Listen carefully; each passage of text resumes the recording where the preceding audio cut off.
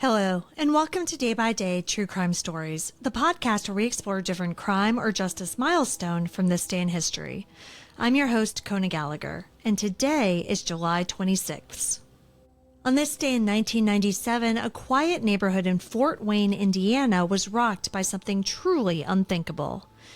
Inside of a small house on Bear Avenue, 4 men, 2 brothers and 2 friends, were shot and killed in cold blood. And the person behind the trigger was a 22-year-old with a growing arsenal, a troubled past, and a mind unraveling under the weight of his paranoia. This is the story of Joseph Corcoran and the horrific massacre that he committed one summer day. Let's get started.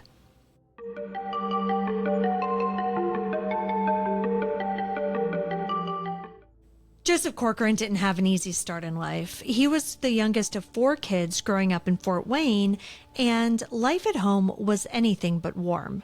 The Corcoran household had a reputation for being strict, and that left its mark on him. Joseph dropped out of high school as a teenager and started obsessing over weapons. Guns, explosives, you name it. By his early 20s, he had stockpiled more than 30 weapons. Neighbors saw him as odd and withdrawn. Friends talked about his wild mood swings and his intense paranoia. And to those who knew him best, none of this was really surprising, because at a young age, Joseph already had a close experience with death. On April 5th, 1992, Joseph's parents, James and Mary Corcoran, were found shot to death inside of their Fort Wayne home. Joseph was just 16 years old at the time. Police arrested him for the killings and charged him as an adult. The case went to trial later that year. Joseph maintained his innocence, and the evidence against him was largely circumstantial. After hearing both sides, a jury ultimately acquitted him in November of 1992. He walked free, but the cloud of suspicion around him never really lifted. And Joseph never forgot those whispers. Over the years, he became increasingly paranoid. He believed that people were judging him, blaming him, and talking behind his back. And with every year that passed, those thoughts just dug in deeper. By 1997, Joseph was 22 years old. He was working odd jobs and spending most of his time inside. And he was continuing to collect weapons. What happened next would prove that his demons weren't behind him. They were just waiting for their next chance to surface. On July 26, 1997, Joseph was living with his older brother James, his sister Kelly, and her fiancé Robert Turner. That afternoon, 2 of James's friends, Timothy Bricker and Douglas Stillwell, came over to hang out. The group settled into the living room, ordered pizza, and watched TV.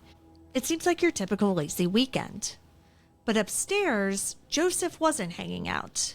He was listening and watching. And what he thought he heard changed everything. Later, he told investigators that he believed the men were downstairs whispering about him. He thought that they were talking about his parents' murders and mocking him, maybe even plotting against him. And Joseph spiraled. He quietly locked his 7-year-old niece in a bedroom to keep her safe. Then, he grabbed a semi-automatic rifle from his room. Joseph went downstairs, and one by one, he shot the men. James, his own brother, died instantly. Robert Turner was next, then Timothy Bricker. Douglas Stillwell tried to run. He made it to the front yard before Joseph chased him down and shot him in the back. In just minutes, 4 lives were gone. Joseph then walked outside and told a neighbor to call the police.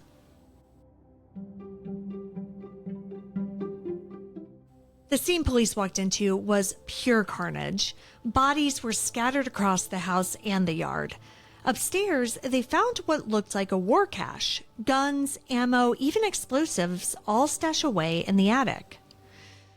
Joseph didn't resist. He was calm. And when questioned, he said that he had felt threatened, that the men were conspiring against him.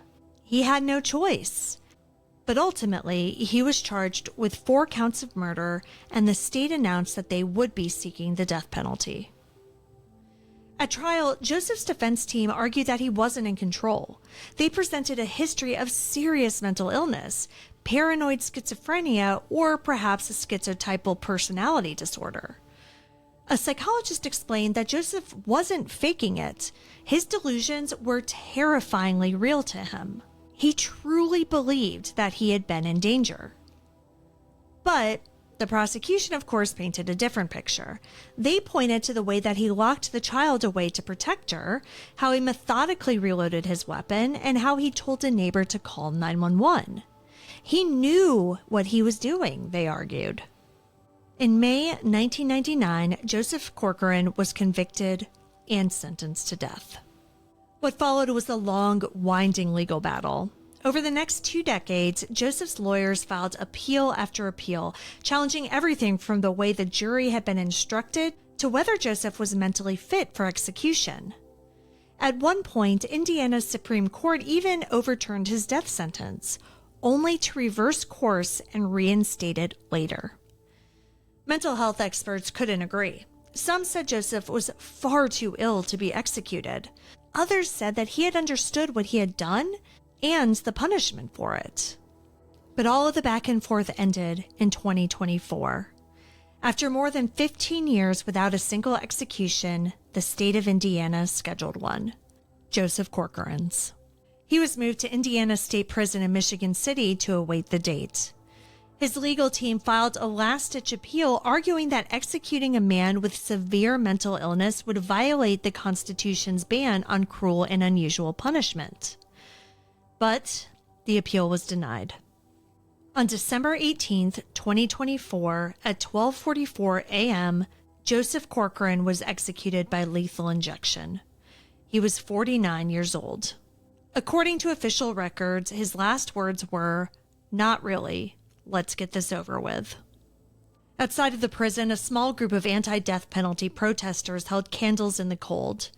Inside, families of the victims sat in silence, witnessing the final chapter in the story that had haunted them for years.